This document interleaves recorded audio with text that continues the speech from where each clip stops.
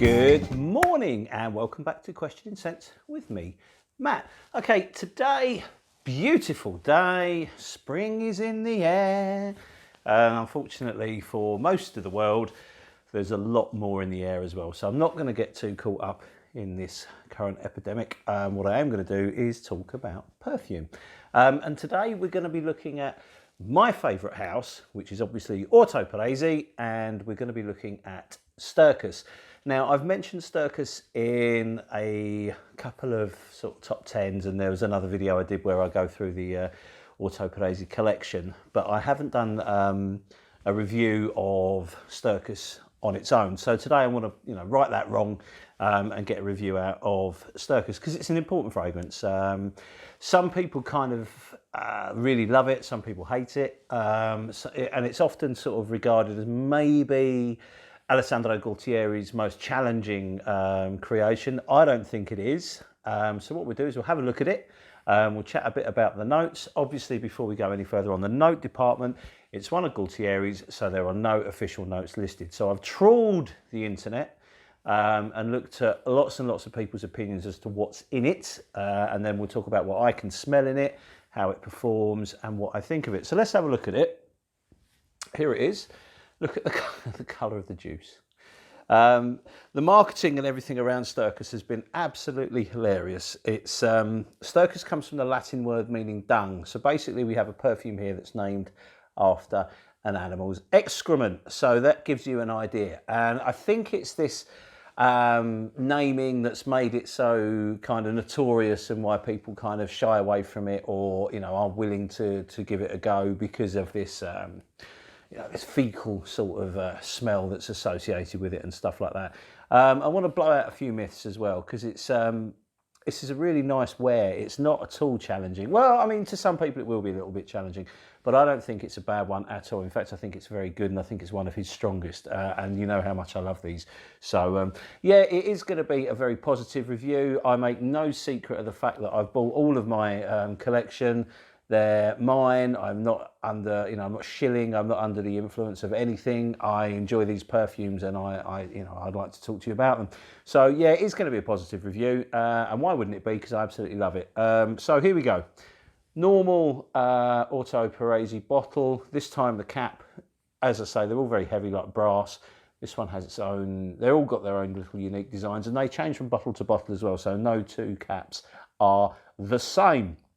Now, this came out in 2014, and if you follow Gualtieri on Instagram or you're aware of any of the marketing that goes with this, there's been lots of weird pictures of dung with steam coming out of it. There's been pictures of anuses. There's been pictures of feces and all this kind of thing to sort of hype and promote this perfume. And it's kind of worked. It's made people a lot, it's created quite a lot of interest in the perfume, a lot of it negative, but I think that's kind of like the whole point of it. This whole collection isn't for everybody. I don't think there's one safe blind buy in, or I don't think Gualtieri's made a safe blind buy, but that's to be expected. So here it is. I absolutely love this. I'm wearing it at the moment and I will give it another little spray for the purposes of the review. So here we go. You don't need a lot. It's a typical banger. Really, really strong performance. Great sillage, great projection, and incredibly long-lasting perfume as well. So you don't need a lot. They're very, very thick liquids, and it's a heavy scent. You're not wearing this on a hot day for a start. A lot has been made of the barnyard, the animalic. You get that very much in the opening. It's a sweet animalic, not fecal. What they've done here, now I don't know, as I say, because we don't know what's actually in it, there's no notes listed, we can only guess and surmise. And what you have is an opening that I think is designed to give an impression of an Indian oud or a Hindi oud, which are well known for having that sort of barnyard animalic fecal kind of smell. And this is a sweet, woodsy, nutty opening that has a lot of an animalic vibe going on. Now, if you were to say, compare it to something like Gerof's Zafar or one of the Chemi line, I think it's Chemi Hyatt, that has a real Indian oud note in them, and they smell much more fecal. This doesn't. This does give the impression, but it doesn't go quite all the way through with it. If we look at some of the notes that people think are in this, and some of them I agree with and some of them I'm not so sure on. So we have oud, possibly in there. I wouldn't argue against it. Gualtieri, if you watch The Nose, Searching for Blamage, you'll notice that he's very into oud and goes to sort of all over the world trying to find a good oud. So there is a good chance there is some oud in this. There's leather, cinnamon, woods, sweet spices, tobacco, castoreum, definitely castoreum in here, musk, dark fruits, resins and patchouli. I totally agree with most of those. You do get a leathery note to it. You do get a very woodsy note to it. It's a very sweet fragrance. With the fruit thing, if there is fruit in this, it's a very dark fruit, a very rich fruit, a very sort of plummy-like fruit. So that may be where the sweetness is coming from.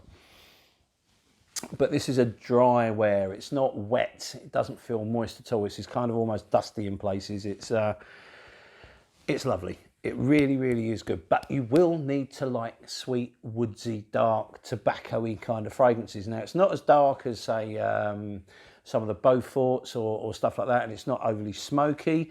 It's just a really, really interesting fragrance.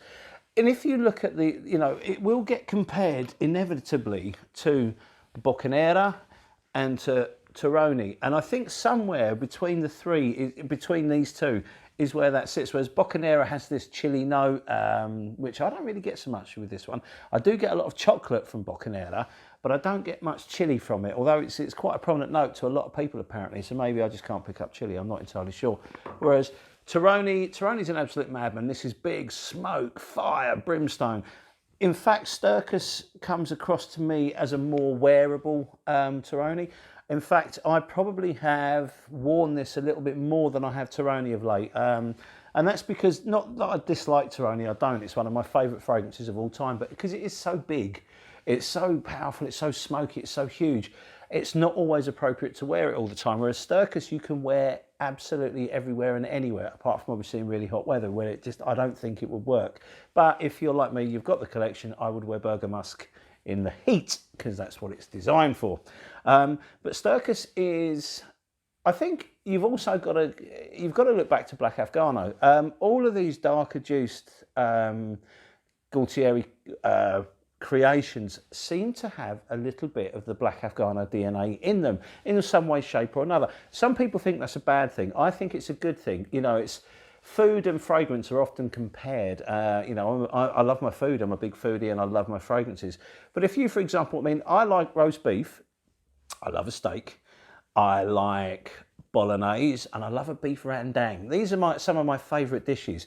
They're all wildly different, but they all taste at some point of beef. And I think this is what Gualtieri's done there. With that Black Afghano DNA, I think it kind of pops up a little bit in many, many fragrances. And as I said earlier, some people think that's a bad thing. I don't. I appreciate the art of, incorporating that DNA. It's almost like a signature. And, like Guerlain has its Guerlainade, where, you can tell it's a Guerlain fragrance. And I think with the Orto Parisi collection and with quite a few of the Nascimientos, they're very much Gualtieri's signature is running through all of them. So if you're a fan of them, you should really try it out. I think this Stercus here is wonderful. It's also completely unisex. So, a guy can wear this, a woman can wear this, any age can wear this, no problem at all. You will definitely need to be confident when you wear it because every time I've worn it, it garners some kind of attention. People are curious about it. I've had out and out compliments, you smell amazing, that smells amazing, what is this, to, wow, that's interesting, what's that? And when that person said to me, oh, that's interesting, you could see that they were trying not to be rude because I don't think they liked it, but they were, they didn't want to offend me, which is really quite sweet. But it will get attention, there's no doubt about it, because it's very noticeable. It's not a beast mode fragrance. It doesn't thump out or anything like that, but it does have a real presence about it. So it does sit away from the skin and it does get noticed. So although it's not pushing out miles, when people are close to you, the projection is such that they will notice it. And the sillage is pretty good. So you will leave a little scent trail around you. And the scent trail that I leave around me when I'm wearing it is of a sweet, woodsy, slightly tobacco-y type thing. The animalic bit that gets all the hype and all the attention is kind of over pretty quickly. you know, it's almost, it's there, but it's not. In the opening, that sort of Hindi oud vibe is quite prominent, but then it dies off pretty quickly, leaving you with this wonderful, sweet, woodsy fragrance. You know, the patchouli's in there. There's lots of notes and nuances in there, and it's another one that changes quite a lot as you wear it. You'll become more and more in tune with what's going on, and it does seem to change a lot with your body temperature as well. So, you know, if you get hot, it gets louder. If you're not hot, it kind of calms down. And when it kind of, you know, when you get hot and it punches out that little bit more, you start to pick up more and more different notes. Every time I've worn it, something else has come to the fore. I wasn't really noticing the tobacco too much, but the more I've worn it, the more tobacco seems to come to the fore. Because, you know, Gaultieri likes to use all these strange aroma chemicals and stuff like that, you'll probably never really understand exactly what is in it. And I think that's kind of the magic of the fragrance. So, you know, wear it, enjoy it, but, you know, don't expect to be, I don't know, don't expect a reception committee applauding your fragrance every time you wear it, because it's not that kind of fragrance, I can tell you that for a fact. But it is a really interesting one, and one I thoroughly enjoy. You will need to sample it. It is not a safe blind buy, not by any means. But if you're a fan of Xerof Zafar or, you know, the chemis, and you don't mind a bit of an oudi style fragrance, then this could well be up your street, and it's worth exploring, because I think it's a wonderful, I think it's almost a work of art. Very wearable, despite what I've said, you know, because it's just interesting. And if you know, if you're wearing Bleu de Chanel all the time, then this is not going to be for you. You're going to hate it, and people around you that expect you to be wearing something like that are also going to hate it. If you're interested in more challenging fragrances, and you know, especially if you're into ouds and you wear ouds and things like that, this could be well up your street. And also, I think the more you are into kind of more out there fragrances, the less shocking this is going to be for you. And you know, I've obviously got some weird stuff that I enjoy. And this isn't by any means the weirdest, not by any means at all. This is a really enjoyable wear. It's a clever fragrance, it's well made, and I thoroughly enjoy it. So listen, give it a go if you're brave enough. If you're not, don't worry about it. You don't have to wear crazy stuff. You know, just wear what makes you feel comfortable and what you enjoy. I love this one though, so there you go. Listen, before I finish this, I've got a couple of reviews to get through today, so I'm going to crack on with them.